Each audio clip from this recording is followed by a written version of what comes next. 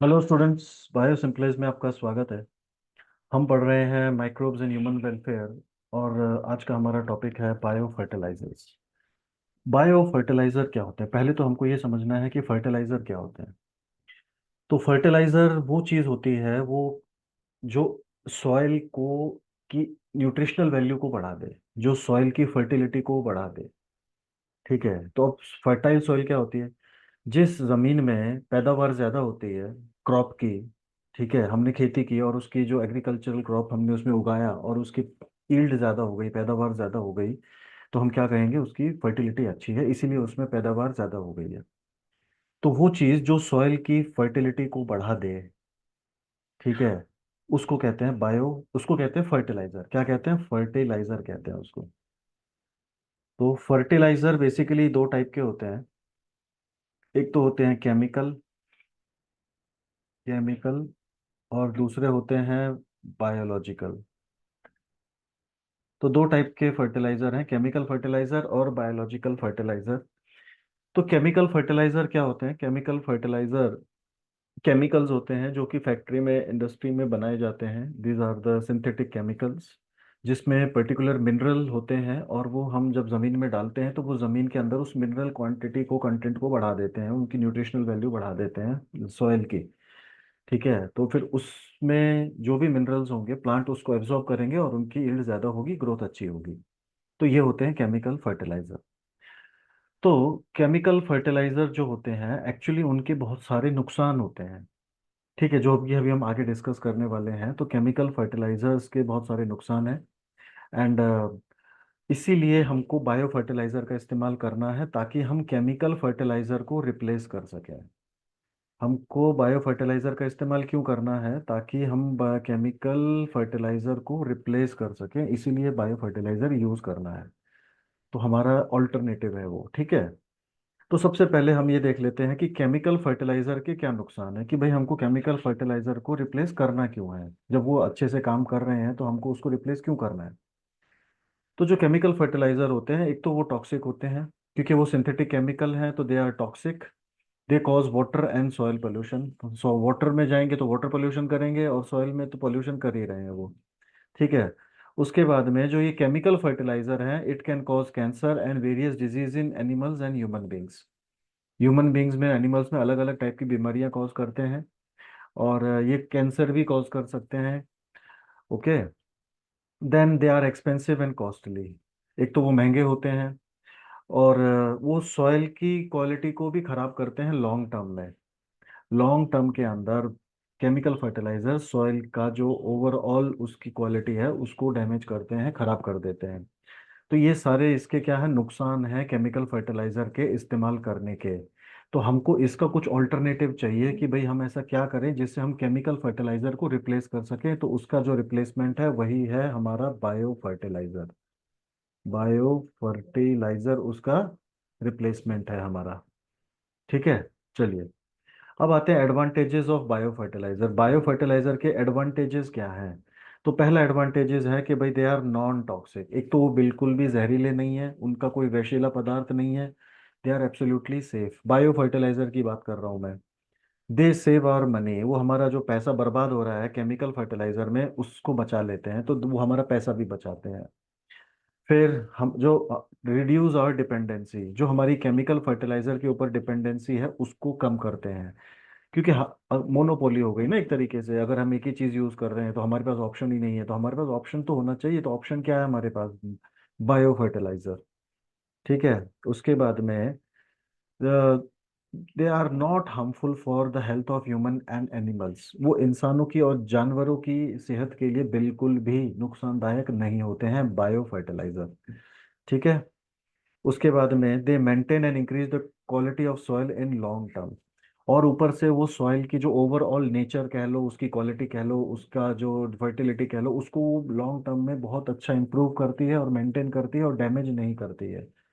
तो ये सब हमारे क्या है, इसके बायो फर्टिलाइजर के एडवांटेजेस हैं कि भाई हमको बायो फर्टिलाइजर क्यों यूज करना चाहिए। तो इन सभी कारणों की वजह से हमको बायो फर्टिलाइजर का यूज करना चाहिए।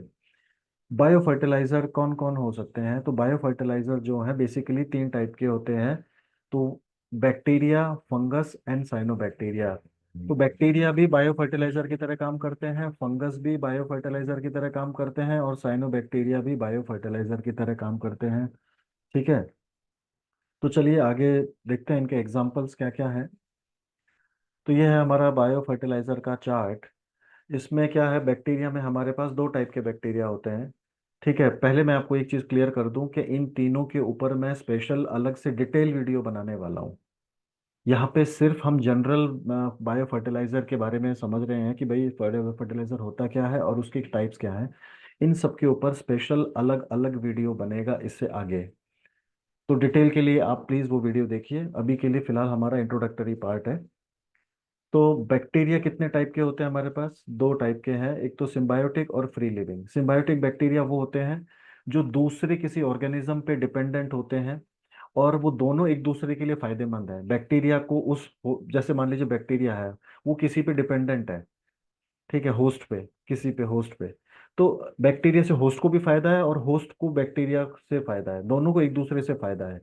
तो इसी को कहते हैं सिम्बायोसिक, सिम्बायोटिक रिलेशन। सिम्बायोटिक रिलेशन में क्या होता है कि दो ऑर्गेनिज्म के बीच में इंटरेक्शन होता है, एक रिलेशन होता है, और उस रिलेशन में दोनों को, ऑर्गेनिजम्स को एक दूसरे से बेनिफिट होता है। फ्री लिविंग का मतलब है कि दे आर नॉट डिपेंडेंट। ठीक है, they are not dependent on any one, they can live freely. ठीक है, they are not having any relation, symbiotic relation with any other. ठीक है, चलिए अब एग्जांपल देख लेते हैं। तो सिम्बायोटिक बैक्टीरिया का एग्जांपल है राइजोबियम और फ्रैंकिया। तो जो राइजोबियम बैक्टीरिया होता है ये लेग्यूमिनस प्लांट की रूट्स में पाया जाता है, जबकि फ्रैंकिया जो होता है ये नॉन लेग्यूमिनस प्लांट की रूट्स में पाया जाता है। Rhizobium bacteria present in leguminous plants and Frankia is present in non leguminous plants. ये दोनों ही बैक्टीरिया किस कैटेगरी में है? Symbiotic bacteria, bio fertiliser. अब देखते हैं फ्री लिविंग में। तो फ्री लिविंग बैक्टीरिया का हमारे पास एग्जांपल है Azotobacter, Azospirillum, Clostridium. Azotobacter, Azospirillum, Clostridium, ये बैक्टीरिया कैसे हैं? जो एटमॉस्फेरिक नाइट्रोजन को फिक्स करते हैं नाइट्रोजन कंपाउंड्स में, और वो नाइट्रोजन कंपाउंड फर्टिलाइजर की तरह काम करता है प्लांट के लिए। क्या करेगा? फर्टिलाइजर की तरह काम करेगा प्लांट के लिए। तो बैक्टीरियल, तो ये जो बैक्टीरिया है ये क्या कर रहा है कि फर्टिलाइजर प्रोवाइड कर रहा है, किसको? प्लांट को। ठीक है, तो इसीलिए इसको हम क्या कहेंगे? बायो फर्टिलाइजर कहेंगे। तो ये सब क्या है? बायो फर्टिलाइजर है, क्योंकि ये क्या करते हैं? एटमॉस्फेरिक नाइट्रोजन को फिक्स करते हैं और उसको नाइट्रोजन कंपाउंड, नाइट्राइट्स नाइट्रेट्स में कन्वर्ट कर देते हैं, और यही नाइट्राइट नाइट्रेट्स प्लांट के लिए क्या है? फर्टिलाइजर है। ठीक है, चलिए आगे देखते हैं। दूसरा दूसरा है साइनोबैक्टीरिया। साइनोबैक्टीरिया को हम ब्लू ग्रीन अलगी भी बोल देते हैं। साइनोबैक्टीरिया को क्या बोल देते हैं? ब्लू ग्रीन अलगी भी बोल देते हैं इसको। इसका हमारे पास एग्जांपल है एनाबिना, नॉस्टॉक, एलुसीरा, ऑसिलिटोरिया, टॉलीफोथ्रिक्स। टॉलीफोथ्रिक्स, अब ये सारे के सारे फोटोसिंथेटिक होते हैं, क्योंकि वो ब्लू ग्रीन अलगी हैं तो फोटोसिंथेटिक होंगे। तो वो फोटोसिंथेसिस से एनर्जी गेन करते हैं, और बदले में क्या देते हैं वो? तो वो नाइट्रोजन को भी फिक्स करने में हेल्प करते हैं, नाइट्रोजन को भी फिक्स करने में हेल्प करते हैं।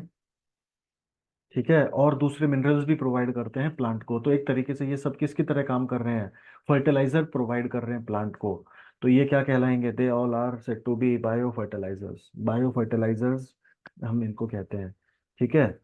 तो जब भी कोई लिविंग ऑर्गेनिज्म फर्टिलाइजर की तरह बिहेव करता है, काम करता है, तो उस या प्रोवाइड करता है, जब भी कोई लिविंग ऑर्गेनिज्म फर्टिलाइजर की तरह बिहेव कर रहा है या फर्टिलाइजर प्रोवाइड कर रहा है प्लांट को, इसी को कहते हैं बायो फर्टिलाइजर। ठीक है। फिर है, अगला है हमारे पास फंगाई, या फंजाई बोल लो, फंगाई बोल लो। ठीक है, तो इसमें अब ये भी, इसमें क्या टाइप्स होते हैं हमारे पास? इसमें होता है माइकोराइजा। क्या होता है? माइकोराइजा होता है। अब माइकोराइजा क्या होता है कि ये फंगस का और प्लांट का रिलेशन होता है। फंगस और प्लांट दोनों आपस में रिलेशन मेंटेन करते हैं, उस रिलेशन का नाम है माइकोराइजा। ठीक है। तो जो प्लांट और फंगस के बीच में एक सिम्बायोटिक रिलेशन होता है, सिम्बायोटिक रिलेशन जैसा ऊपर देखा था हमने, जिसमें दोनों को एक दूसरे से फायदा होता है, तो प्लांट के और फंगस के बीच में एक सिम्बायोटिक रिलेशन है जिसे हम कहते हैं माइकोराइजा। ठीक है, उस पूरे उस रिलेशन को माइकोराइजा कहते हैं। अब माइकोराइजा जो है वो दो टाइप का होता है। एक तो एंडोमाइकोराइजा, एक्टोमाइकोराइजा। एक्टो में क्या होता है कि फंगस प्लांट के रूट के बाहर की सरफेस पे होता है, बाहर की तरफ होता है। जबकि एंडोमाइकोराइजा में जो फंगस होता है वो रूट्स के अंदर डेवलप हो जाता है, सेल्स के अंदर जा करके। ठीक है। तो इसको कहते हैं एंडोमाइकोराइजा। अब इन सभी के लिए हम एक डिटेल वीडियो करेंगे, क्योंकि ये वीडियो काफ़ी लंबा हो जाएगा अगर हम सबका डिटेल्स पढ़ेंगे। तो इससे अच्छा है कि हम इस बैक्टीरिया का, साइनोबैक्टीरिया का, फंगस का, बायो फर्टिलाइजर्स का अलग से अलग अलग वीडियो बनाएंगे तीनों का। Okay, so this is the topic. So this is see how you can see कि भाई किस तरीके से माइक्रो ऑर्गेनिजम्स इंसान को अलग अलग तरीके से अलग अलग प्लेटफॉर्म पे कितना वेलफेयर कर रहे हैं। ठीक है। So this is the nature. So this is the chapter microbes in human welfare. Hope you understand. Thank you very much. Please like, share and subscribe my channel. Thanks a lot.